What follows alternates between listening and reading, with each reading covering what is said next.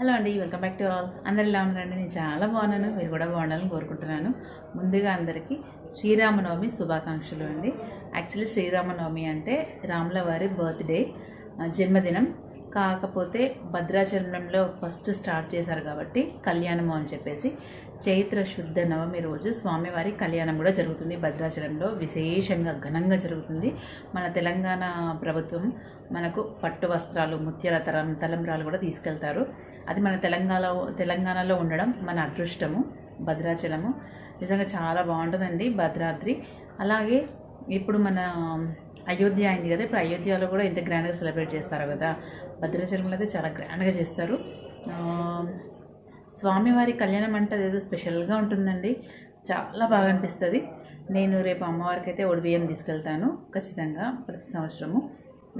స్వామివారి కళ్యాణం భద్రాచలంలో ఏ క్షణాన స్టార్ట్ అయిందో చిన్న చిన్న ఏ టెంపుల్స్లో అయినా సెలబ్రేట్ చేసుకుంటారండి. కళ్యాణం అంటే పెద్ద పెద్ద గుళ్ళల్లోనే కాకుండా చిన్న చిన్న టెంపుల్స్లో, హనుమాన్ టెంపుల్స్లో మస్ట్ అండ్ షుడ్ చేసుకుంటారు. మా హనుమాన్ టెంపుల్లో కూడా సెలబ్రేట్ చేసుకుంటాము శ్రీరామనవమి. ప్రతి ఒక్క టెంపుల్లో సెలబ్రేట్ చేసుకుంటామండి. ఇందు గలవాడు అందు లేడు సందేహము వలదు, ఎందెందు వెతికినా అందందు గలడు అన్నట్టు శ్రీరామనవమి మాత్రం శ్రీరామవారి కళ్యాణం మాత్రం ఏ టెంపుల్ అయినా సెలబ్రేట్ చేసుకుంటారండి. ఆ విశేషం ఏంటంటే కళ్యాణం సెలబ్రేట్ చేసుకొని స్వామివారికి పట్టాభిషేకం కూడా చేస్తారు నెక్స్ట్ డే.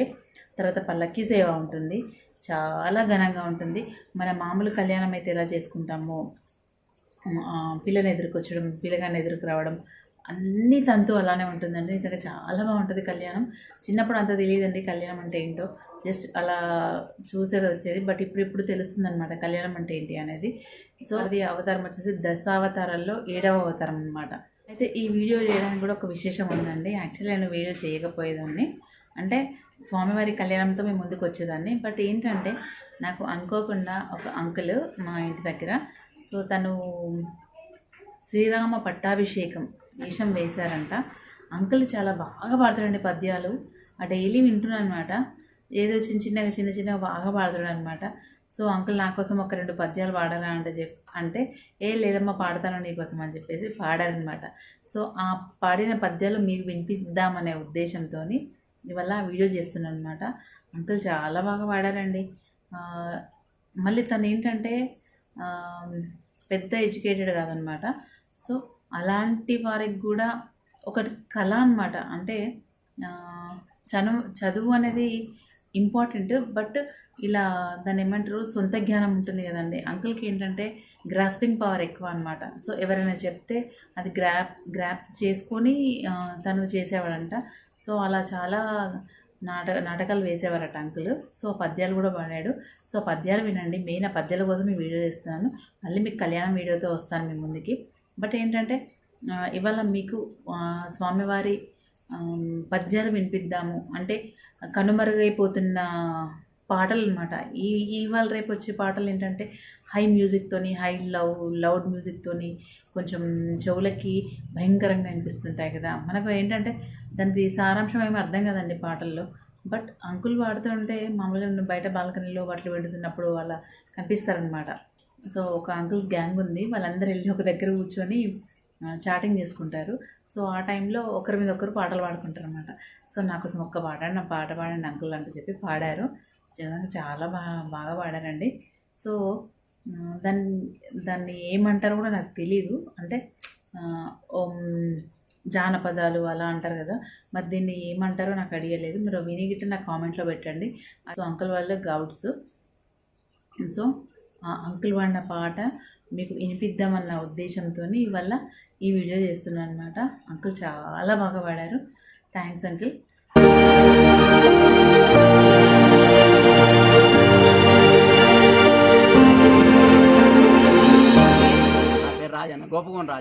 గోపకొండ రాజయ్య.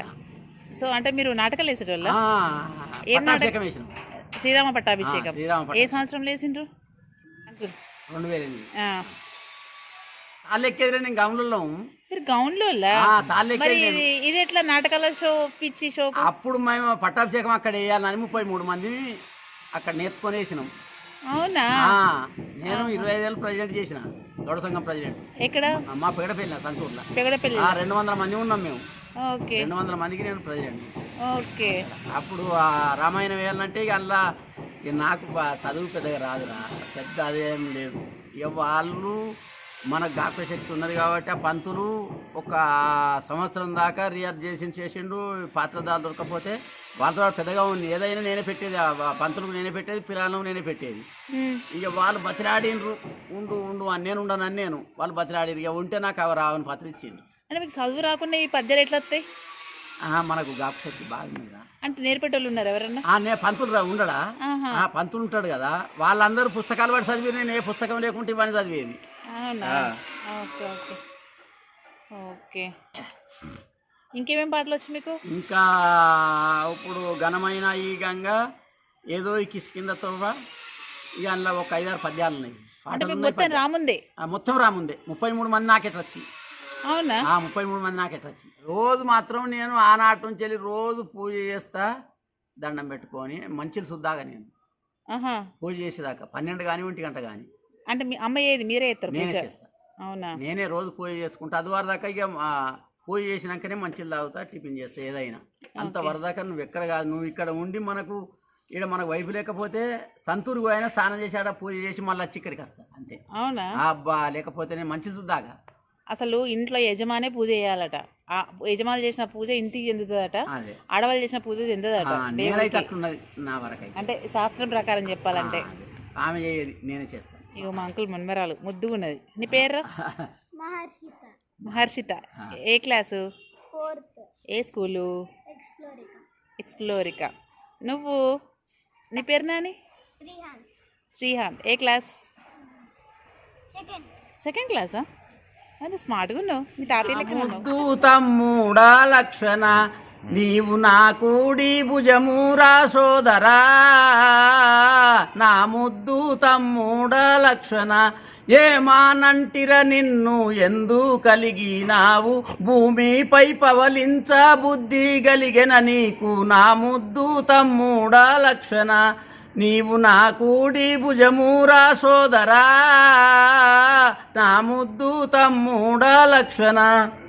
ఇక నాకు జానాకి ఎందుకు, నే ఈ యుద్ధమును చేయుటెందుకో, ఇక నాకు జానాకి ఎందుకు, హకట తల్లులు ఏలా అయోధ్య నాకేలా, పకటి తంబుగా నేను బ్రతికి నా ఫలమేమి, నా ముద్దు తమ్ముడా లక్షణ, నీవు నా కూడి భుజమురా సోదరా, నా ముద్దు తమ్ముడా లక్షణ. పొమ్మి సుగ్రీవాని పట్నము, కపులు పూని చేసిరి చాలా కష్టము, పొమ్మి సుగ్రీవాని పట్నము, నమ్మి విభీషణ నన్ను చేరితిపోయి, సమ్మాతి జడ నేను సత్యవాకులు నిస్తి, నా ముద్దు తమ్ముడా లక్షణ, నీవు నా కూడి భుజమురా సోదరా, నా ముద్దు తమ్ముడా లక్షణ. ఆ మాటాలిని నేను సోదరా, నేను అచ్చోటికి పోతి సోదరా, ఆ మాటాలిని నేను లక్షణ, ఆ మాటాలిని నేను అచ్చోటికి పోతే, ఆ మాయాధనయుడు ఇంతవరకు చేసే, నా ముద్దు తమ్ముడా లక్షణ, నీవు నా కూడి భుజమురా సోదరా, నా ముద్దు తమ్ముడా లక్షణ.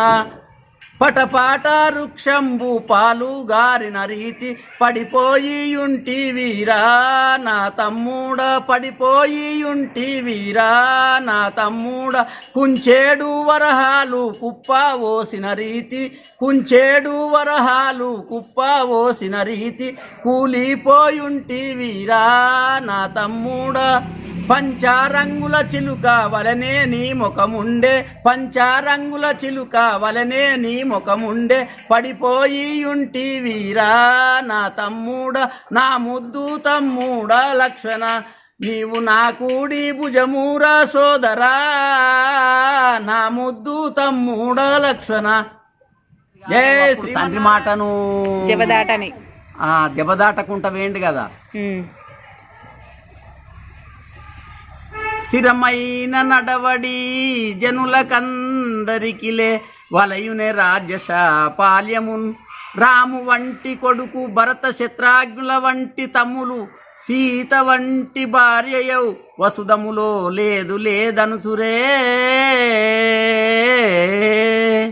ఇందు యుగములోనే పురుషులు ఈ తీరుగా నడువవలయును కష్ట సుఖములు మనకు అవి శాశ్వతమేలే 14 ఏడులు ధరణి నున్నంత వరకు పురంబులకు రాజాలను తమ్ముడా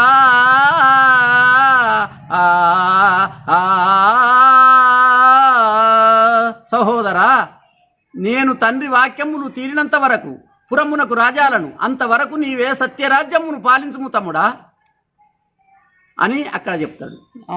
నువ్వు 14 సంవత్సరములు అరణ్యవాసమును పొమ్మని పంపుతివి, అంతవరకు సత్యరాజ్యమును తిరిగి వచ్చేదను, భరతునకు పట్టాభిషేకమును గావించుము అని తల్లితోడు చెప్పిపోతాడు రాముడు.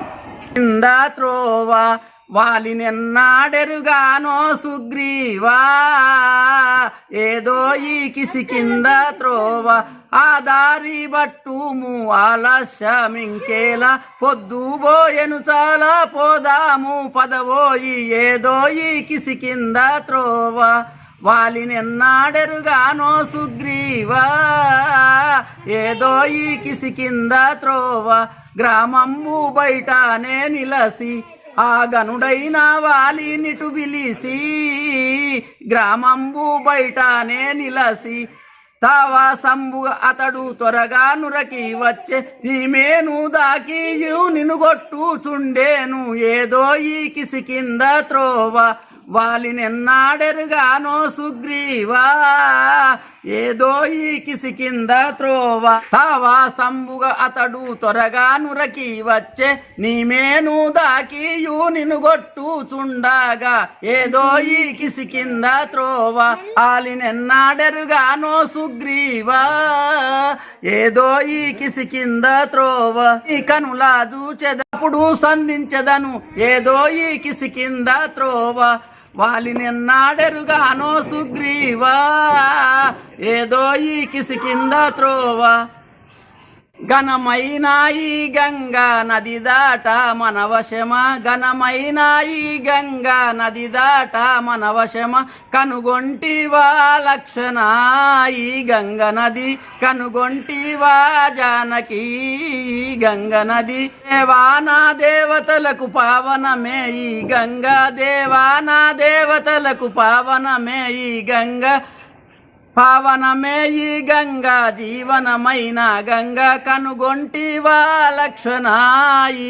గంగ నది కనుగొంటివా జానకి ఈ గంగ నది కాలకంఠ శిరము పైన కాపురమే ఈ గంగ కాలకంఠ శిరము పైన కాపురమే ఈ గంగ కాపురమే ఈ గంగా దాపునమైన గంగ కనుగొంటివా లక్షణ ఈ గంగ నది కనుగొంటివా జానకి ఈ గంగ నది రంగాడే శ్రీరంగ రంగా చేసిన గంగ రంగాడే శ్రీరంగ రంగా చేసిన గంగ సకల జీవులకెల్లా ఆధారమే ఈ గంగ కనుగొంటివా లక్షణ ఈ గంగ నది కనుగొంటివా జానకి ఈ గంగ నది